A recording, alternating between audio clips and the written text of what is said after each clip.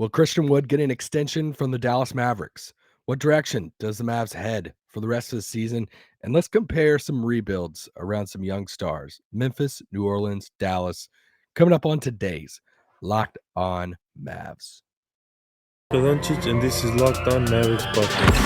The Dallas Mavericks are NBA champions.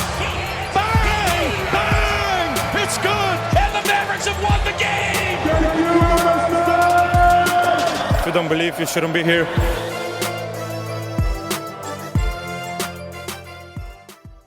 Welcome to Locked On Mavs. This is one of your co-hosts, Isaac Harris, contributor to Mavs.com. In Studio 41, I'm half of Locked On Mavs, as Nick Angstead is with family right now for the holidays. And I'm back after a big Mavs win. I'd say big, bounce back Mavs win in Minnesota. Many of you are listening to this on Friday as they play the Rockets tonight. Thanks for making Locked On Mavs your first listen of the day. And today's episode is brought to you by BetOnline. BetOnline as you cover the season for more props, odds, and lines than ever before. BetOnline, where the game starts. If you are watching on YouTube, thanks for watching on YouTube. Thank you if you're listening to your car also. That's how I listen to podcasts is whenever I'm driving in the car or driving to the grocery or at the grocery. Did that today. Had to stock up before some temperatures got kind of low here in Dallas, you know, because everybody freaks out and goes and buys bread, and then the bread just sits in my cabinet. Yeah. So tonight, Dallas plays in Houston, plays the Rockets. Rockets are on a little losing streak. I think they've lost 4 games in a row. I just care about seeing Boban again. So that's all I need to see on my TV is Boban. But no, we definitely need a Mavs win to start a little winning streak. It'd be nice heading into Christmas, and got to beat the Lakers when they come to town on Christmas Day. As you could tell, still under the weather, still sick. My voice is almost shot. So I have some coffee, probably not the best. I had tea yesterday. Thanks for bearing with me. The people who reached out. Thanks for all the kind words. Really appreciate it. Honestly, I do, because it feels like razor blades are cutting my throat right now. That's an exaggeration, but it still hurts. But here we go. Let's talk about some Christian Wood extension talk. Coming up on December 23rd. If you're listening to this on the 23rd, that's today. On Friday, day before Christmas Eve. Christian Wood's eligible for an extension with the Dallas Mavericks. He's eligible for an extension for 4 years, $77 million. It's a good little chunk of change. Looking around $18, $19 million. He's obviously 27 years old. Came over to Dallas in that that trade in the offseason a little bit. Where Dallas pretty much gave their 26 overall pick up for Christian Wood to take the swing at Christian Wood coming over from Houston. Things got a little rocky over in Houston, and they decided to part ways for him. Talk to the right people. You hear pretty much a consensus of, Houston had been looking for a Wood trade suitor for a while, and definitely going to the offseason. That was one of their goals, is to try to trade Christian Wood, and they did. They found a taker in Dallas, and Dallas made the swing, bringing in a talented Christian Wood over, and we know how the rest has been set up this season. Whether you agree with it or not of how his role has played out in Dallas, it's pretty clear how Jason Kidd, and the Mavs view him right now as a guy that's going to come off the bench and get buckets. And, right now he's starting because there's a lot of hurt bodies, and Dwight's back, obviously. So we'll see if they switch back to Dwight starting or keep Christian Wood in the starting lineup. But he's on an expiring contract, and Dallas has to decide what they're going to do with Christian Wood. I thought Istok wrote a great piece at D Magazine. He always does great work, man. Love what D Magazine's doing, covering the NBA, covering the Mavs. And he pretty much wrote a piece on this subject of, it's decision time for Dallas.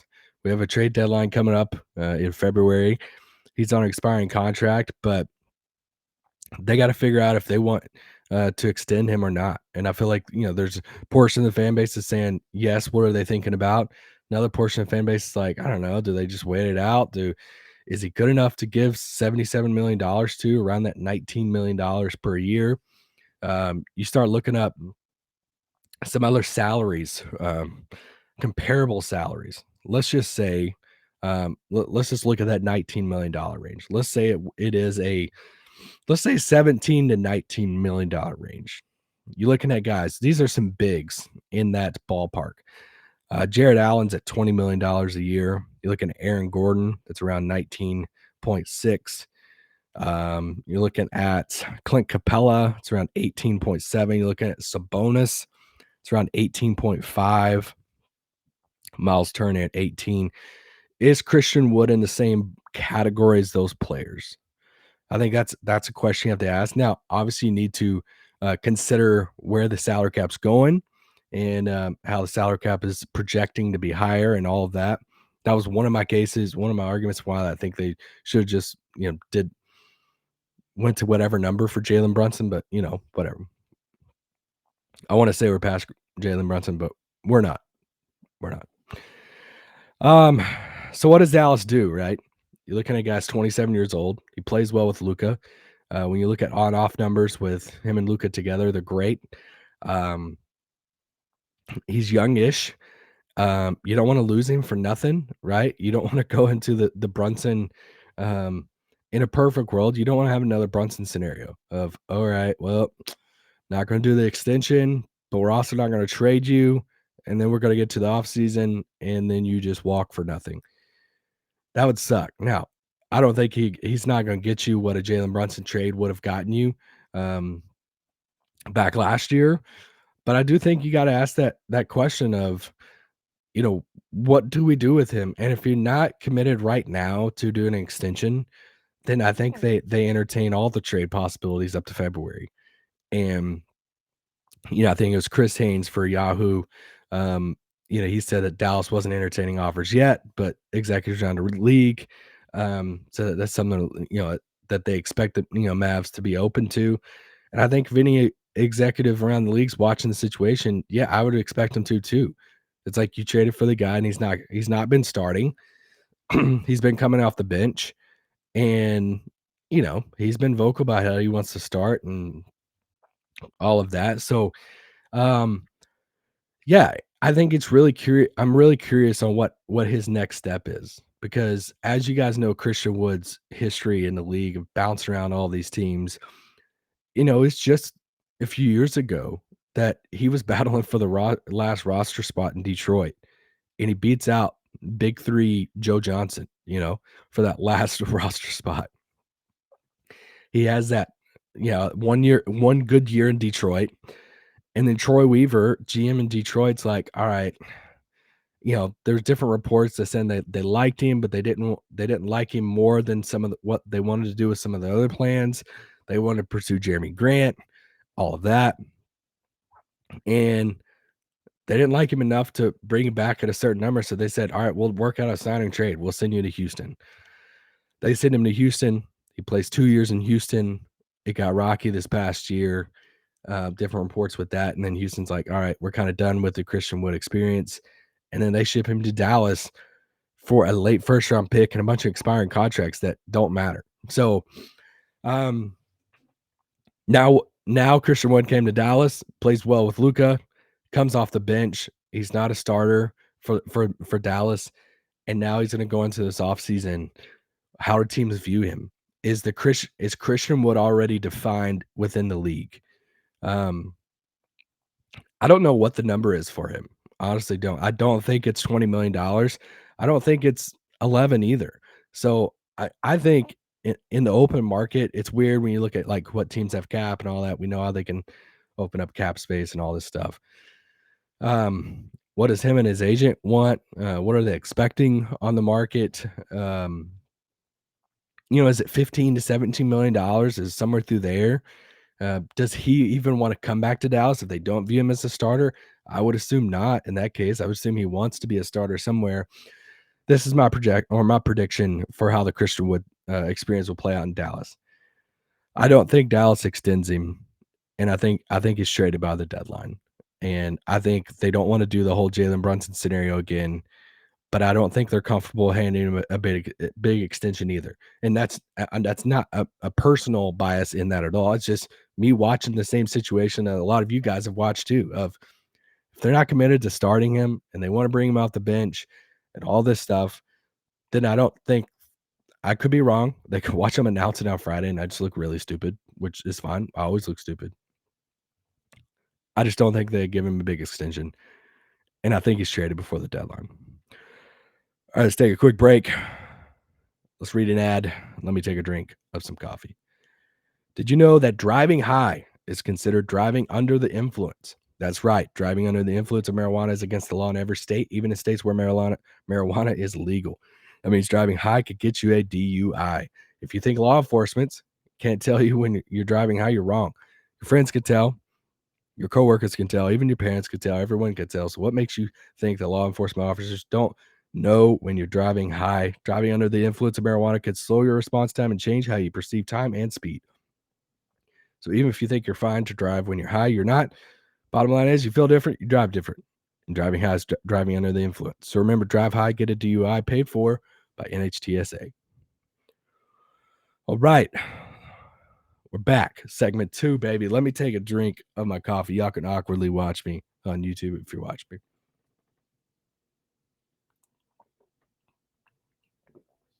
Wow. It's incredible. Had tea yesterday. Tea sucked, but this coffee's great. Also, if you're wondering why I'm wearing a Bulls hat, this is a classic hat. If you go look at late 90s Jordan wearing a championship hat in the parade, you'll see this hat. It's one of my favorite vintage hats I have. All right. Talked about Christian Wood. I'm sure it pissed some of y'all off, but there really wasn't a personal opinion. That's just me reading the situation. And try to gauge what I'd be more surprised about. Would I be more surprised if they handed him a 4-year extension, or would I be more surprised if they kept him past the deadline? I think I'd be more surprised if they handed him extension. That's just me. All right. It's inevitable over these past few weeks. Check the DMs, check the Twitter replies every now and then, check the YouTube comments. It's inevitable that there are handfuls of people who always reply and is like, we got to tank for Wemby. We got to go for him. Somebody got mad. Somebody wrote me after the Timberwolves game, was like, I'm not celebrating this win. We needed to lose. We need to go for Wembanyama. It's like, all right, are we really there? And it made me just want to talk about it right now. They're 16-16. What direction does Dallas go this season? And, obviously when you're a team like Dallas, what brings these conversations to the forefront more than anything, obviously when you're losing games, but when you have injuries too. And with Maxey missing, a good rest of the season, at least that's what we're expecting, at least less rest of the regular season. We know the injuries to Josh, Dorian, some of these guys. So there's a portion of the fan base that is, like, oh my gosh, we should go the other direction. Guys, we still have Luka, and as long as you have Luka, you're trying to win now. And I can't, I'm just not there yet. I get, the other side of going backwards and saying, hey, we got to go for the other. Here's the situation. Here's the pro tanker argument that I see what you're saying, but I just don't see them doing that. You're looking at the standings right now and you're saying, all right, there's 4 teams that are out ahead of the race in the tanking battle, right? Hornets, Pistons, Rockets, Spurs. Outside of that, there's not a lot of, you start looking at the teams around the bottom, and most of those teams want to go up, right? Like the next team in the West is the Lakers. I don't think they're trying to go down. Like they're 13-18. They're 13th in the West. The Warriors at 11th. Minnesota's at 10. Dallas is at 9. Oklahoma City's won 14 games. They're at 12. They'll probably, start losing some games. So let's just go ahead and add OKC to that group of teams. Well, that's just 5 teams right there. Look at the East. I feel like Orlando's been one of the fun talks of the season, and they're 13th in the West. Now, I think one of the big conversations, you're already starting to see some of it trickle out on some national pods, is who's the next team to blow it up, or who's going to be the sellers. That's what everybody's trying to circle and watch right now. Is it Toronto? Is it Chicago? Washington has been a popular pick to blow it up, be sellers. In the West, it's a little difficult because, like I said, a lot of those teams towards the bottom are win now teams, unless Golden State wants to be a seller. Be interesting. Don't think Minnesota is going to be a seller. But that's where the East comes into play. And, the tanker argument person is sitting there saying, all right, Dallas's pick is top 10 protected. There's only 5 guaranteed locks that, if you want to count OKC in that are going to be at the bottom. Go for one of the other 5 spots. And then you keep the top 10 pick. You land at 7, land at 8, or whatever it is. I'm just not there yet. Sorry. Just not. You still got Luka. It's still early in the season. We're not even at Christmas yet. A couple days away. And you got Luka. You got some of these guys. I still believe that their shot's going to come around. Now, if a couple more injuries happen, obviously, if Luka Doncic gets hurt, it's a whole different story. But I just don't think you're going to convince Luka Doncic to sit there and say, you know what, we need you to start losing games. Because I don't care if you throw out a lineup of myself, Nick, Tim Cato, and Dirk Statue. If we're out there with Luka, then they're going to win basketball games. So Luka is going to win you basketball games by himself. And I don't think he has it in him to, at this point in his career, to say, all right, we're going to start benching you in the 4th so we can lose these basketball games. So I just don't think they're there. I'd see the conversation some people are having, and yeah, I just don't think okay, answer this question. How do you think the Mavs front office views this roster? Do you think they view it as like a one piece away? Do you think they're looking at it right now saying, all right, we're 1 trade away and we're going to be back in the conference finals? Because that's the other thing that you're saying, right? You're saying, all right, look at the tanking battle. Not a lot of teams there. Guess where there's not a lot of teams either? Separating themselves from the top. Like, you look at the Western Conference, the top of the West is who? Denver, Memphis, New Orleans, Phoenix. Top 4 seeds in the West are one game separating them. And it's the Clippers, Kings, Portland, Utah. Dallas is 4 games back from number 1 seed, and they're 9th in the West. So the other argument to that is hey, we make trades. We have Luka Doncic. If you if you're telling me that Memphis finishes 3rd and Dallas finishes 6th and they have a good strong end to the season, you telling me everybody is picking Memphis against Dallas? Memphis is strong and really good team in a first round series against Luka. I don't know. I'm not betting against Luka against any team because it's Luka freaking Doncic. So I'm just not there. I'm sorry. I'm not in the tanking world. I'm not ready to go down that path at all. Not before Christmas, not now, not with the team with a healthy Luka Doncic. Now I think the question for Dallas is, what do they do before the deadline? Is it a retooling type of trade? Is it we've mentioned on this podcast, it's a reshuffling the deck, switching out some pieces type of trade. Is there a world that Dallas, this is something I've been thinking of recently, is there a world that Dallas tries to sell some of their pieces, but also stay competitive at the same time? Is there a world that you kind of internally recognize, hey, we're not a finals team, but we're also not going to tank either because we want to give Luka a shot in the playoffs, that you sell a piece or two, get an asset or something, but you're still competitive enough to make the playoffs and get some more experience and heck, maybe win a round or 2 with Luka. I don't know. Some of you are saying that's a dumb idea to even do that. I'm really curious to see what approach they take over the next month or so, because I don't think there's a trade out there for them to go all in for a number 2, and I think that's more of this off season, coming up off season. And if I had to guess, gosh, am I just gonna make a prediction after every like segment here? I think Dallas. I think I've said this before. I think Dallas does the reshuffling of the deck type of trade. Trade 2 or 3 pieces, and they get 2 or 3 pieces back, and say, "All right, let's run this thing back with some different pieces." All right, let's take a quick break, and then we'll be back talking some future, or not future, some rebuilds around some young stars. This podcast is brought to you by our friends at BetOnline. BetOnline.net is your number one source for all your sports betting info, stats, news, and analysis. I'm recording this in the middle of the Jets-Jaguars game. If you bet on that, don't know what to tell you. Hopefully you bet at BetOnline. Get the latest odds and trends for every professional amateur league out there, from pro football to college bowl season to basketball and World Cup. Man, did you win some money on the World Cup? What an awesome finale. We've got it all at betonline.net. If you love sports podcasts, you can even find those at BetOnline as well. We're always the fastest, easiest way to get your betting info. Head to the website today. Use your mobile device to learn more. BetOnline, where the game starts. Bingo. All right, we back. All right, I got to take another drink. Sorry.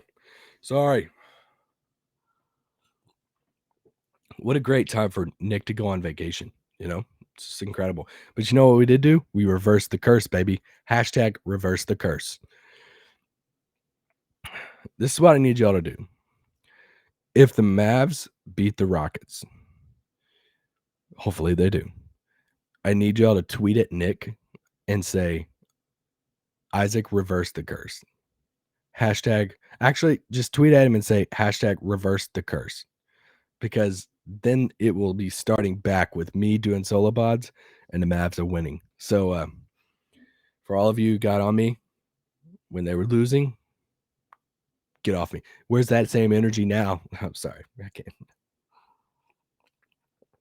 God bless my throat. Let's do this. Let's talk about some rebuilds. I've seen some people compare. See, that's the thing. When your voice is going out, you got to find this like pocket and then just stay in that pocket the whole time. If I go a little higher, then I'll sound like, I don't know, a teenager going through puberty, and that's never fun. So shout out to all the teenagers out there. I seen some discourse a while back about the Pelicans and the Grizzlies. Memphis and New Orleans near the top of the West. Obviously, they have 2 young studs in Ja and Zion, same draft class. And so what if All-Star Weekend? Let me pose this question. What if All-Star Weekend comes and Ja, Zion, and Luka walk into a bar in Salt Lake City? That sounds funny even thinking about it. And you think Donovan Mitchell's going to tell all the guys, and like, hey, so well, I wonder how Donovan Mitchell's going to be received in Utah. Anyway, Zion, Luka walk into a bar in Salt Lake City. They sit down, and one of them brings up and says, hey, what do we think about our situations right now? Like, it's pretty crazy. Like, we're all kind of the headliners for our teams. Who's the happiest? Like, how are we all feeling? How do we all get here? Like, how did our teams get here? And I think it's been a natural thing for some Mavs fans to like compare Ja's situation and Zion's situation to Dallas's. And I get what we're saying. I think a little bit of it is unfair. I think a little bit of it is unlucky, and I think a little bit of it is warranted. Because let's look at New Orleans situation first. So obviously they get Zion with the first pick overall draft in 2019. But you know what they had though? Like, shocker here. They had Anthony Davis to trade. So like the ripple effects from the Anthony Davis trade, we haven't even seen all the fruit to come from that, right? Because they have all of these trade assets in these draft picks that they haven't even really cashed in on. But they took Anthony Davis and turned him into Brandon Ingram, which gave them the natural 2 next to Zion. It gave them Josh Hart, which they used Josh Hart in the trade to get CJ McCollum and Larry Nance. They used his money in that deal. They used one of those Lakers picks on the 8th overall pick in 2022 draft was Dyson Daniels. And I don't know if you've watched Dyson Daniels lately, but he looks pretty dang good. So anyway, I wanted to point that out first, that obviously the AD trade that helped them build around Zion. Second, they've drafted really dang good. And this is this is where, for Dallas, this is where it's warranted to criticize them, because you look at a team like New Orleans. Now, they've had a ton of first-round picks. Like, you look at it, Trey Murphy, 17th overall pick, 2021. Kyra Lewis, 13th overall pick, 2020. Jackson Hayes, 8th overall pick, 2019. Dyson Daniels, 8th overall pick, 2022. Alvarado, an undrafted guy. Herb Jones, second-round pick of 2021. I mean, anytime you hit gold on a second-round pick, it's just, like, fun and a penny in a haystack, and which is awesome to pull out there. But the thing with New Orleans is, especially with CJ McCollum, that's the thing. They took the swing for CJ McCollum, and that's where they deserve a ton of credit. Like, you look at some of these teams, I compared the Rudy Gobert trade to CJ McCollum on yesterday's pod, saying, they looked at their team and like, all right, we got some building pieces, building blocks. Now let's go swing for the overpriced guy to help, like, round out our roster. New Orleans took the swing of CJ McCollum. It was a great trade for him. I loved it for them. It's a great trade for him now. And I think that's what Dallas is looking at too. At some point, does Dallas make their CJ McCollum trade? But they made a CJ McCollum trade because they had Brandon Ingram and Zion. They had these other pieces in place. So I think New Orleans is almost kind of like, they're kind of unfair to compare to Dallas, like Zion and Luka situations, because Anthony Davis netted them so many assets. It would be like, gosh, it would be like them trading Dirk like a few years before he hit the end of his career, and then they, like, had the assets, to, like, surround Luka with a couple more picks, couple more, they solidified a number 2 alongside of him. But they didn't do that. So anyway, it's just too clunky. I think when you look at some comp stuff, I think Memphis is the better. All right, let's look at how these two teams did it. So Ja was the second overall pick in 2019. Well, the year before, they took Jaren Jackson, 4th overall in 2018. So kind of a similar situation of Dallas took Dennis Smith Jr., then they took Luka Doncic. So Memphis still bad with Jaren Jackson, enough to where they could still get Ja. And then, which, Memphis, like, moved up and all this different stuff. But anyway, Dallas still bad with Dennis Smith Jr. They got Luka. But then look at some of these other picks for Memphis. Desmond Bane, 30th overall. Did y'all know that he went to TCU? Dylan Brooks, second-round pick. Bingo. Wow. New Orleans found Herb Jones. Memphis found Dylan Brooks. Memphis had Brandon Clark, 21st overall pick. I think for them, they're about to make their CJ McCollum trade, right? Like, they're about to make their swing for the a little overpriced player, but it's going to help round out the roster, make them like a contending team, if they're not that already. For Dallas, the biggest misses for them has been the draft, and this isn't shocking. Like, a bunch of you guys know this, but, like, they took Luka 3rd overall in 2018. The unlucky part of that is, like, we all know this. If they finished with the 3rd overall pick and not the 5th, then they're not having to trade up. They're not having to give up their next pick. And it's like their next pick that next year, they just got nothing for it because it went to Atlanta. And that was your one bad year with Luka, his rookie season. That could have turned into something. That was another building block piece. But he kind of got unlucky with the lottery there. What you didn't get unlucky with was the Dennis Smith Jr. pick. Now, I get it. Some of you are saying, hey, Dennis was bad, or like Dennis's season, he wasn't good enough to take them out of the Luka running. I get that. But Memphis also had Jaren Jackson Jr. Some of these other teams could also, like, are you telling me if they drafted OG Anunoby, they would have been good enough that much better to where they wouldn't have a shot at Luka in that draft?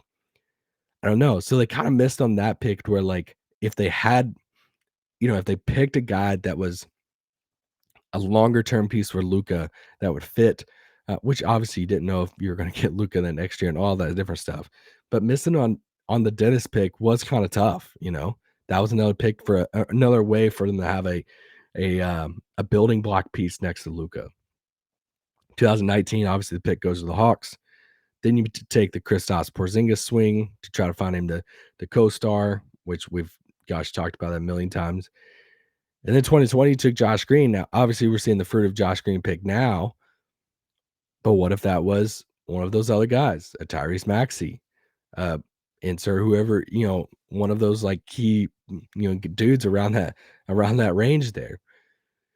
But Dallas kind of, it's kind of sucky to say they missed on the Josh Green pick, but like, Josh Green's a good role player, but like these are the ways that some of these other teams, when you're comparing the rebuilds, like Memphis got Jaren Jackson Jr.